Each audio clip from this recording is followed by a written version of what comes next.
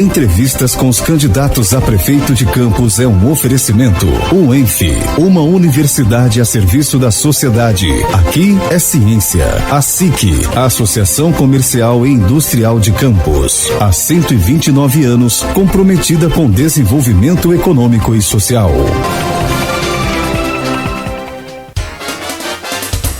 De volta com Folha no Ar, primeira edição, 8h10. Muito bom dia para você que está acompanhando a Folha FM em 98,3 e também o nosso streaming aí no Face. Hoje o programa Folha no Ar, primeira edição, recebe o candidato do PMN nesta segunda rodada de entrevistas com os candidatos, né?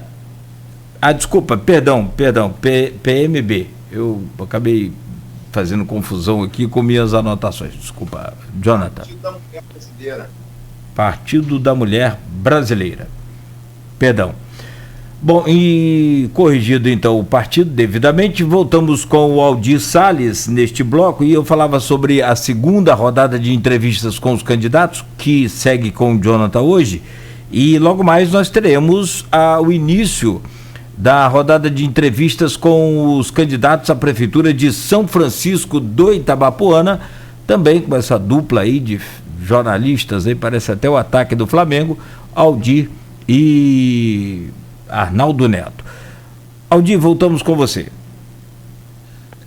Jonathan, até complementando, né, o nosso primeiro bloco falando de assuntos econômicos e que tem tudo a ver, não tem como falar, né, de Campos, da máquina pública, da prefeitura, sem falar em programas sociais, ainda mais nesse momento de pandemia, de dificuldades. Uma série de especialistas ouvidos pela Folha falaram que é muito difícil nesse atual contexto o retorno da maioria dos programas sociais, né? O mais viável, o que seria viável para um retorno imediato seria o restaurante popular com um custo mais baixo em relação aos outros, né? Passagem social, cheque cidadão. Você falou, né, do modelo assistencialista dos últimos governos. Qual a sua ideia sobre os programas sociais? Dá para voltar com programas sociais e com o restaurante popular, que é tido como mais viável pelos especialistas?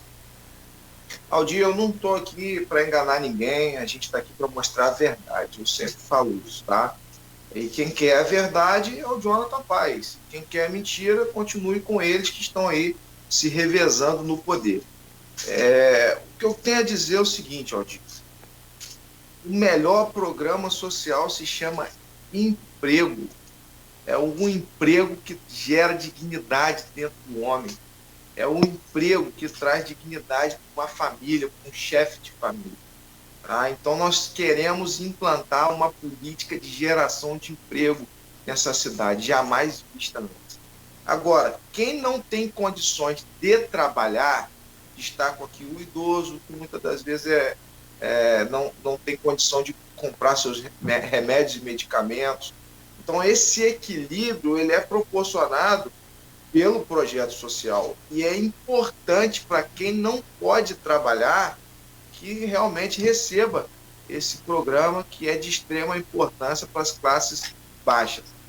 Uma coisa que eu tenho a dizer é o seguinte: a gente sabe que não tem orçamento para isso, tá? A curto prazo seria inviável, inclusive eu colocar isso como discurso, tá? Não, vou fazer os programas para mim, inclusive enganar o povo e ser mais um. Não vou fazer isso, tá? Nós não tem condição de iniciar uma gestão como essa, tá? Com vários programas sociais. Por exemplo, a passagem de R$1.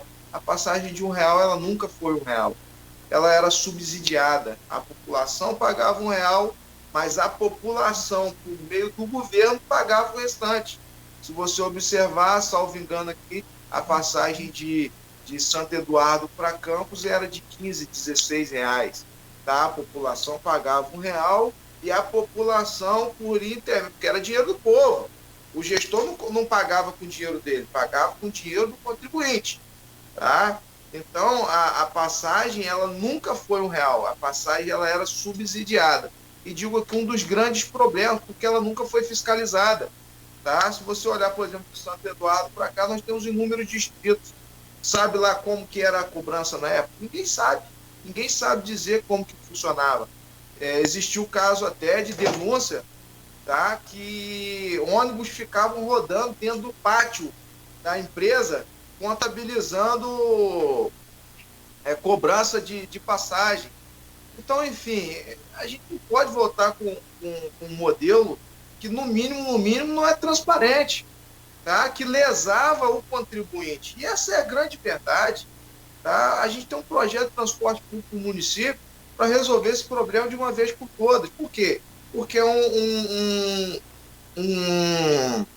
um técnico da área, é um engenheiro de tráfego, é alguém que já vem estudando esses problemas de reurbanização, de mobilidade urbana há mais de 40 anos.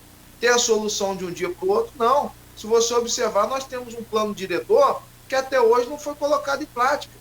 Estou falando de um plano que foi instituído pelo município há mais de 40, 50 anos, tá? Que foi, inclusive, revisto agora na atual gestão. Então, se faz revisão no plano diretor, mas não se conclui nada, tá? Não se avança na prática, se coloca no papel e não vai para a prática. Então, a gente está aqui para isso, para tirar os projetos do papel e colocar na prática.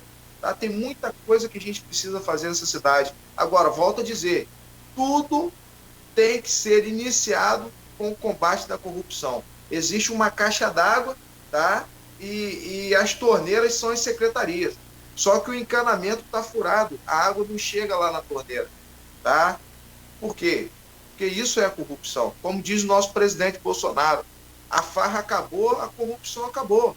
E vamos tocar a cidade desse jeito, de uma forma honesta, ordeira e voltada à boa administração pública. Como você disse, hoje o único projeto mais viável na atual condição seria um restaurante popular, por ter um custo bem inferior aos outros programas. E volto a dizer, voltaremos com o maior prazer e digo mais, com produtos produzidos aqui na cidade. Tá? O restaurante popular tem que ser revigorado, revitalizado, em parceria até com o governo estadual. Tá? Acho isso importante. A gente não precisa ficar com os louros, não. A população que tem que ser beneficiada com isso, e não o governante. Tá? Eles ficam até com essa briga, não, o governo estadual, a prefeitura pega a administração. Não, a gente não está preocupado com isso. A gente está preocupado em beneficiar a população. Eu tenho certeza que teremos condições, sim, no primeiro ano de governo, de voltar com o restaurante popular. Sim. Jonathan, você citou aí essa questão dos programas sociais, a pergunta do Aldir, e eu vou insistir nela numa outra vertente. A Folha trouxe um artigo do Aloysio na última edição, na edição de sábado, em que, como não temos tantas pesquisas registradas, são mais as situações de conversas, de apostas e análises. É que hoje o cenário em Campos estaria numa corrida com 11 candidatos, o que é recorde, até por causa da questão, todas essas questões já foram abordadas, né, de puxador de legenda, já que não tem coligação na proporcional, enfim, é uma eleição diferente, é uma eleição atípica. E desses 11 estariam divididos em 3 blocos se a eleição fosse hoje, o que não quer dizer que isso vai chegar até 15 de novembro. Se a eleição fosse hoje, a análise que a Folha trouxe é a seguinte: teríamos Vladimir, provavelmente já no segundo turno, com Caio e Bruno disputando essa segunda vaga. Um segundo pilotão intermediário, em que estariam o Tadeu Tô Contigo e o prefeito Rafael Diniz. E um terceiro pilotão, um pouco mais atrás, em que estariam, em ordem alfabética, Beethoven, Cláudio Rangel, você, Natália, Odisseia e Roberto Henriques. Nesse pilotão da frente, o candidato Caio Viana, ele promete a volta dos programas sociais. Nesse pilotão que estaria mais atrás, a candidata Natália também promete, do pessoal, também promete a volta dos programas sociais. É uma aposta irresponsável a volta dos programas sociais, ao se pensar, por exemplo, na campanha de 2016, que o próprio prefeito Rafael Diniz prometeu manter os programas e teve que cortar? Arnaldo, eles prometem tudo na época de eleição. A função deles é essa, enganar o povo. Eles prometem tudo, ganham a eleição e não cumprem nada, porque não tem condição de cumprir, de sustentar as suas promessas. O Jonathan Paz, volto a dizer, está aqui para dizer a verdade. Tá? Nós temos que ter prioridade. Se você observar, a saúde pública é prioridade. Se você observar, como eu disse, educação é prioridade. Nós teremos logo no início, tá, uma demanda muito grande para reabrir as escolas, tá, para iniciar o ano letivo. Uma outra questão importante, tá, você sabe dizer se o prefeito vai pagar o 13º dos servidores? A gente não sabe nem se ele vai pagar o salário, que dirá o 13º. Tá? Então seria uma irresponsabilidade da minha parte prometer algo que eu não posso cumprir. Seria uma E você acha irresponsabilidade dos dois candidatos citados, do Caio e da Natália, prometer a volta? Acho que inclusive, um discurso leviano. Tá? É leviano, inclusive imoral, porque está indo contrário aos fatos e à verdade. Então, tudo que é contrário à verdade torna-se atos mentirosos. E eu não estou aqui para isso, eu estou aqui para mostrar a verdade. Nós não estamos aqui para enganar a população, nós estamos aqui para mostrar a verdade. Jonathan, já foi até citado na nossa abertura do programa, 2 candidatos a prefeito de Campos tiveram seus registros indeferidos, né, em primeira instância, obviamente que continuam com a campanha normalmente até julgamento definitivo, o Beethoven, do PSDB, e você. Foi até algum problema, não na sentença do juiz, diz lá que no seu registro em si não tem nenhum problema, o que houve foi um problema no seu vice, né, o Dr. Constantino, mas como é uma chapa e precisa dos dois, né, houve o indeferimento da chapa em primeira instância. O que aconteceu para esse indeferimento e se, como já foi falado também, foi apresentado o recurso? Me parece que foi uma falha de registro no Candex. Tá? O doutor Constantino é médico e, salvo engano aqui, colocaram ele no registro lá como médico militar. Então houve um equívoco e a ação judicial já foi dada entrada. Já acredito que o mais breve possível será resolvido sem nenhum problema. O prazo de desincompatibilização nesse caso seria diferente, é isso? Para médico militar e para médico civil? Eu não sou especialista nesses assuntos partidários, tá, Arnaldo? Mas o Constantino, ele estava na frente de batalha, né? Ele estava atendendo em travessão durante 3 plantões semanais, segunda, quarta e sexta. Tá? Ele fazia plantões de 24 horas no combate à Covid. O Constantino é um verdadeiro herói, é um cara que é amado pela população de Travessão por conta disso. É um cara muito querido, ele está em Travessão há mais de 30 anos, se doando para salvar vidas.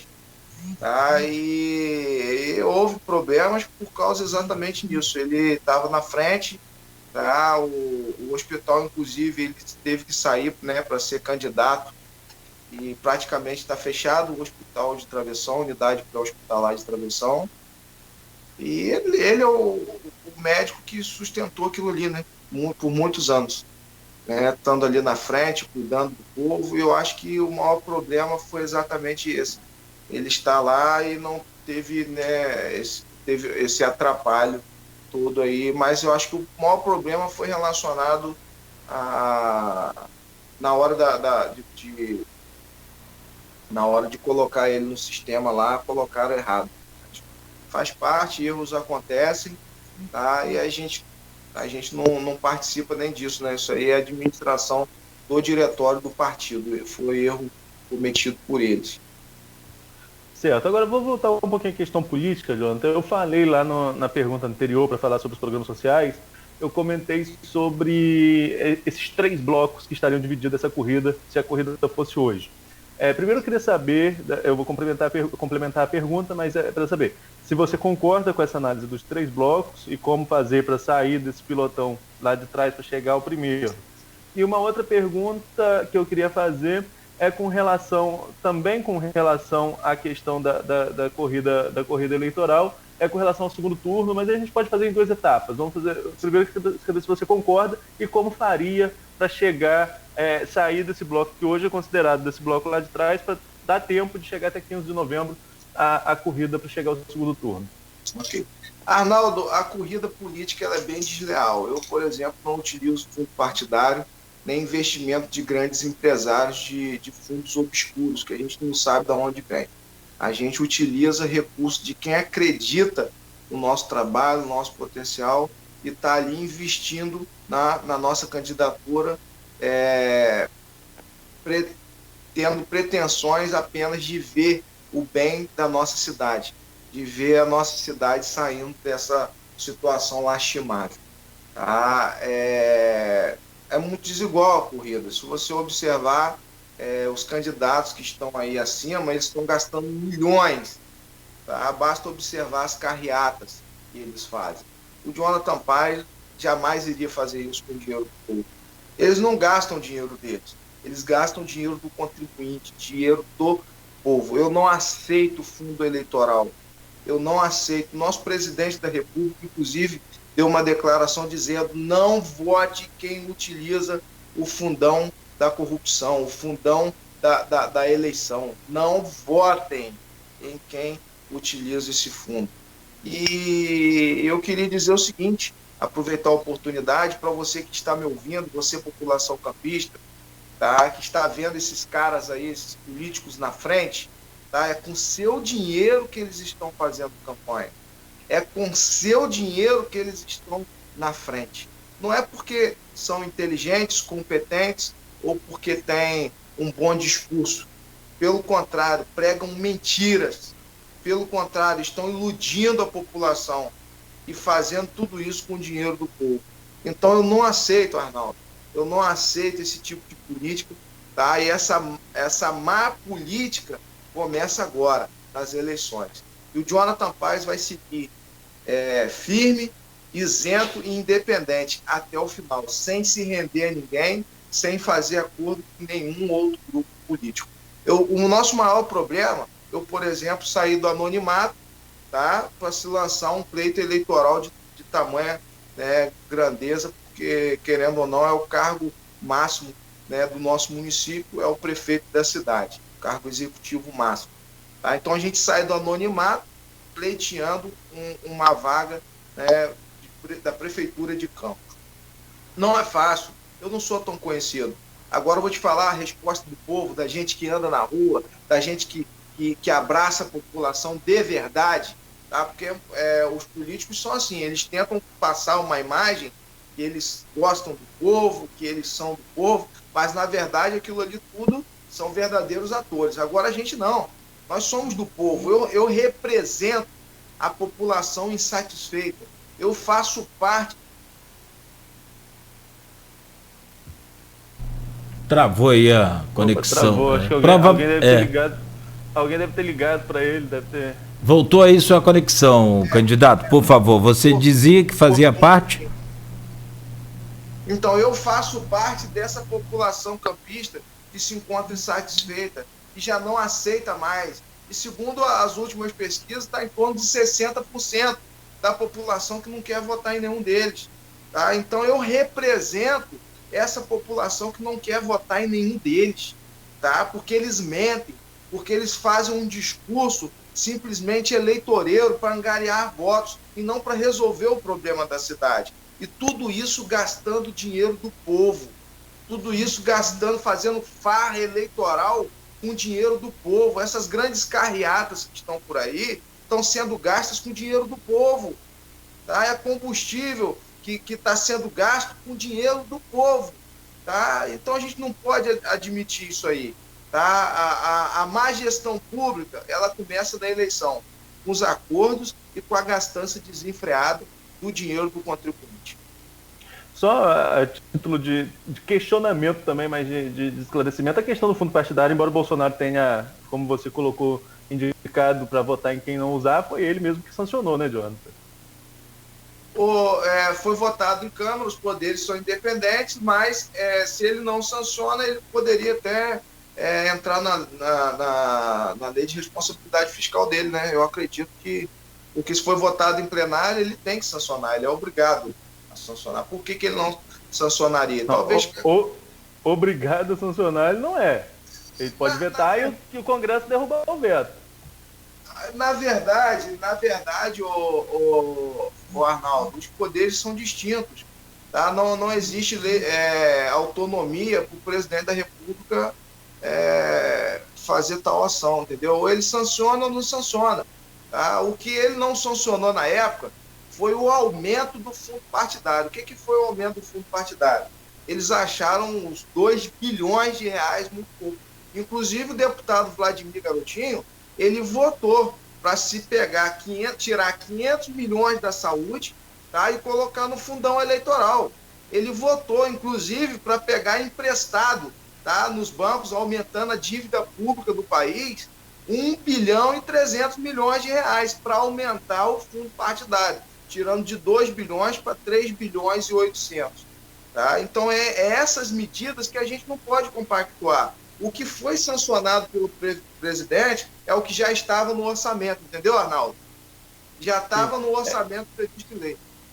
Certo. Vamos aqui para a gente voltar para Campos, só para complementar, eu vou complementar a parte política, depois Aldir continua e vamos à pergunta de ouvinte também, Aldir. Me ajuda aí a acompanhar essas perguntas dos ouvintes, a pergunta dos ouvintes que estão comentando aí na página do Facebook. Mas, Jonathan, eu falei sobre essa questão da corrida dividida em blocos. Há uma outra conversa de bastidor de que os candidatos maiores estariam conversando com esses candidatos considerados menores já para uma composição no primeiro turno. Queria saber se você sabe dessa conversa, se realmente isso tem corrido bastidor, se você foi procurado para compor com algum desses candidatos. Emendando, já pode estar respondendo, faremos essa pergunta a todos os candidatos. Caso você não chegue ao segundo turno, há possibilidade de composição com algum dos planos colocados hoje? Não, Arnaldo. A gente, como eu te disse, prosseguiremos isentos e independentes. Tá? Nós não acreditamos em nenhum deles. Nós não acreditamos em nenhum daqueles que são os principais candidatos que você mesmo citou. Tá? Nós não acreditamos... E com relação a essas conversas?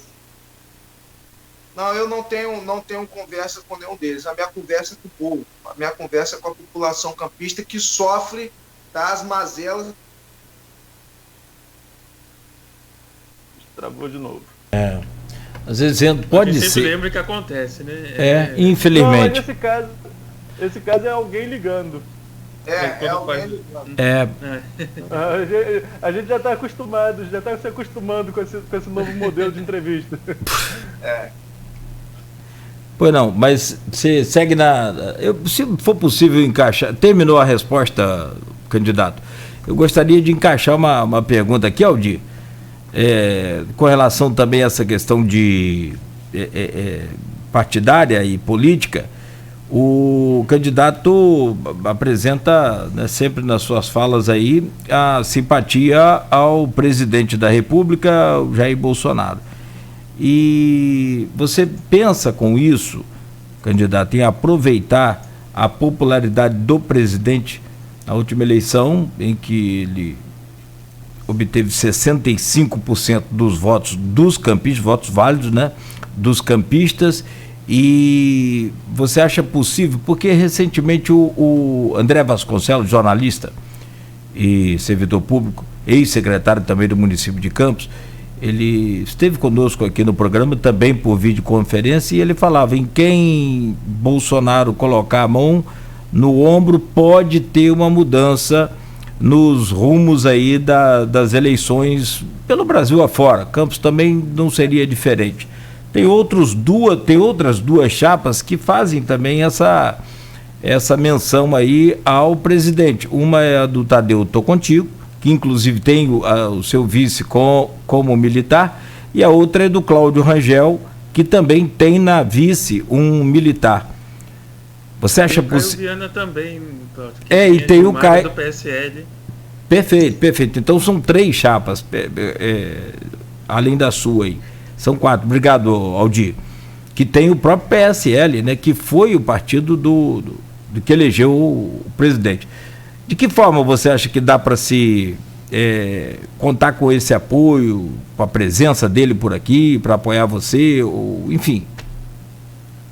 que acontece é o seguinte, Cláudio, o presidente da República já mencionou que ele não apoiaria ninguém, tá? E qualquer candidato que dissesse o presidente da República está me apoiando, eu sou a representação do presidente da República na cidade, pediu inclusive para não votar nele.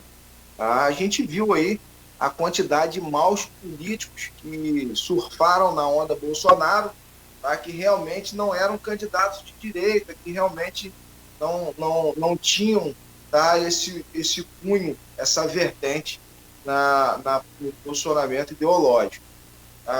Eu sou um candidato de direita, tá? Buscando endireitar a cidade e lutar pelos direitos do cidadão de bem.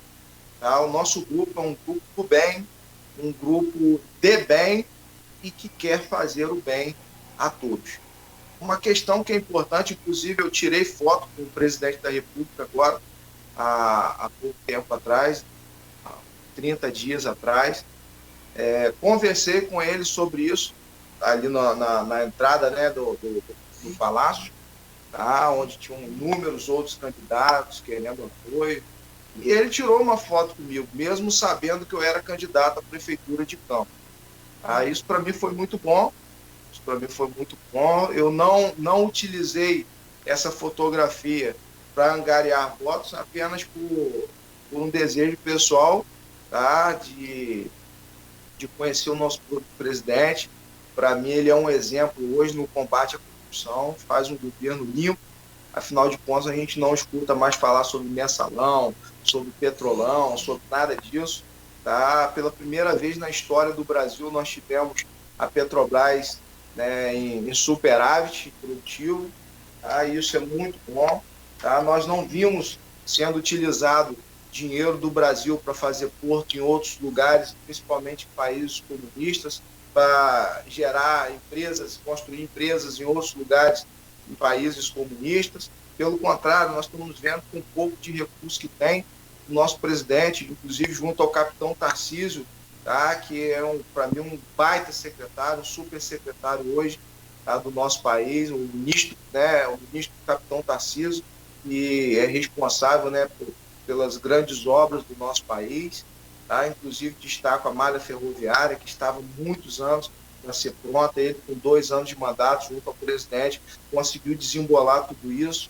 Tá? A questão das rodovias, também há muitos anos, tá? Elas não conseguiam ser finalizadas, e ele pegou as obras junto ao Exército Brasileiro e concluiu essas obras dignamente, e também a transposição do Rio São Francisco. Tá? Conseguiu levar água até o Nordeste. Então, é esse modelo. Quando eu falo disso, Cláudio, eu falo porque é esse modelo que a gente quer trazer para cá. Tá? Todo esse desenvolvimento que o governo federal tem feito através dessas figuras que a gente menciona, a gente gostaria de fazer aqui também. Esse desenvolvimento, Campos precisa fazer parte do desenvolvimento do país. Se você observar hoje, o nosso país teve um superávit econômico na sua balança comercial primária, tá, em torno de 23 bilhões, produzidos por causa do agronegócio. Tá? Se você olhar os demais setores da economia, tiveram um déficit de 22 bilhões, enquanto o agronegócio produziu no primeiro semestre 45 bilhões.